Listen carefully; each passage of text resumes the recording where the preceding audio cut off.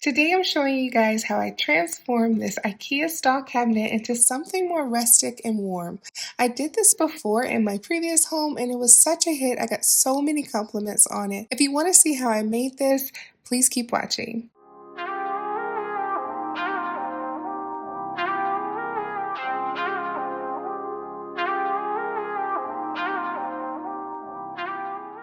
I started out by installing the two stall cabinets to the wall, and I have to say this was so easy to do. Once you find your stud, you simply screw the wooden piece to the wall. I normally put a screw on each side, and that has been enough to hold it in place very securely. I haven't had any worries of it moving at all.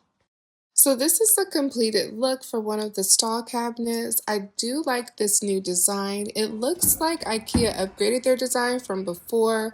Previously, the interior was white and showed a lot more of the scuffs from our shoes, but I love the black color in this one. It looks like a durable plastic material, which makes it really great at hiding marks and scuffs. If you want to achieve the final look that I did, you do need two of these stall cabinets, but if you want something smaller, you could stop here and scroll over to the woodworking part of the video. That's totally fine. I'm sure it will still look amazing. However, as you can probably see, leaving the cabinets like this just looks kind of plain to me. I'm going for a more rustic look in my home, and this just would not work for us. And I don't like that you can also see where the two cabinets meet together, so we're about to change that. Mom, you're a YouTube person. So we can get this one right here, and then we'll cut it down to just 79 inches. So about a foot off. Actually, give one of those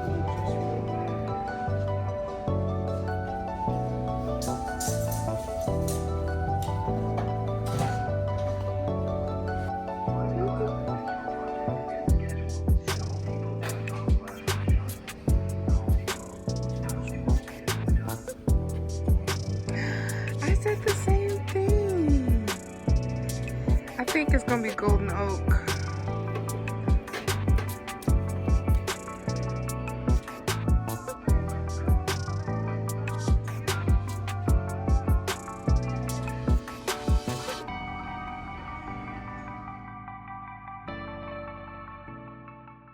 We went to Home Depot and got a 2x8 that was 8 feet long and had it cut to 6 feet 8 inches. You obviously can choose a wider wood piece like a 2x10. However, I didn't want that much of an overhang on the front, so we went with a narrower piece. I think for my previous home, we went with a 2x10. Both look great, it's just your preference, obviously. And we also went with the stain and poly option by Bear and Golden Oak. It's such a beautiful stain. I can't wait to show you guys. So what I'm doing now is marking the wood so that when I cut it, it's flush to the wall. We bought a new construction home and unfortunately the walls are not perfectly straight, definitely not a shocker, so I had to adjust, and one of the hacks I found to be helpful when making it more flush is using a washer or something similar and simply pushing it up against the surface and dragging it across so that the wood is marked with the curvatures. That way when I cut it, it matches perfectly.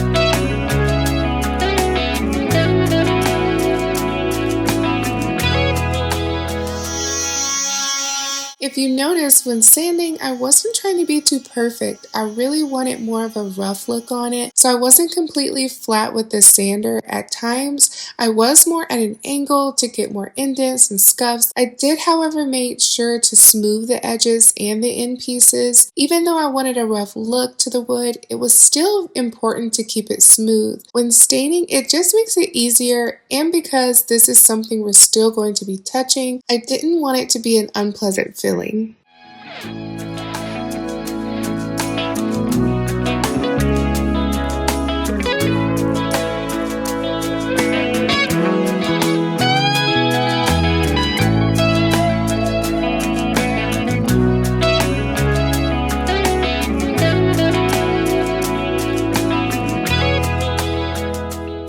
After brad nailing the wood onto the top of the cabinet, I started applying the stain. It was my first time trying this stain and I absolutely love it and highly recommend it. It's from Behr. It's called Golden Oak. I got this when we were at the Home Depot. It's a beautiful rustic color that really brought out the wood grain. When applying the stain, it's very important to brush in the direction of the grain so that you don't see the brush marks, and it also helps the stain to settle more smoothly and look more clearer. This particular stain is amazing because it is both a stain and a poly mix, meaning I didn't have to stain 2 or 3 times and then add the poly. It really cut the work time in half. I did apply 2 stains on this piece. I didn't want it to be too dark, so if I noticed I had more depth in a section, I simply used a wet cloth to even it out. The drying time only takes about an hour per coat, and I only used 2 coats for this project.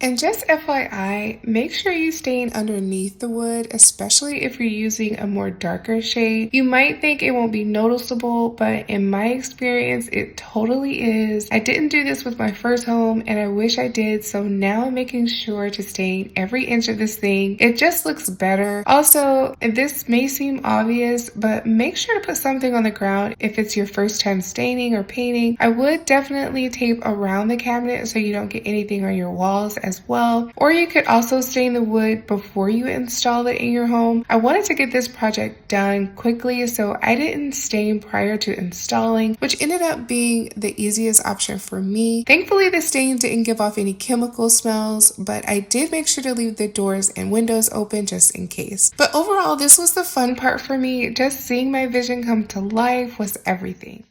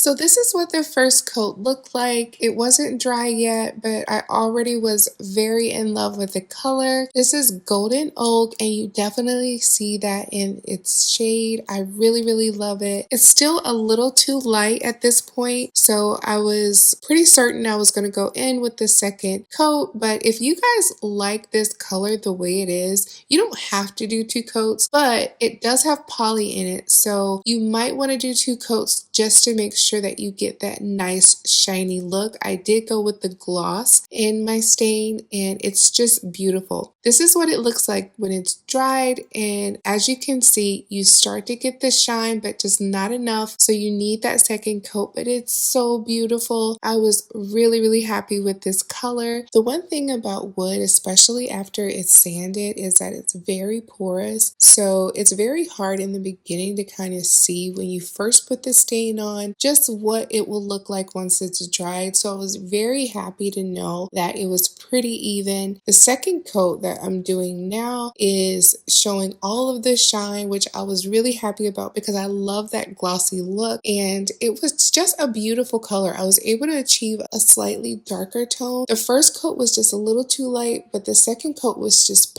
perfect.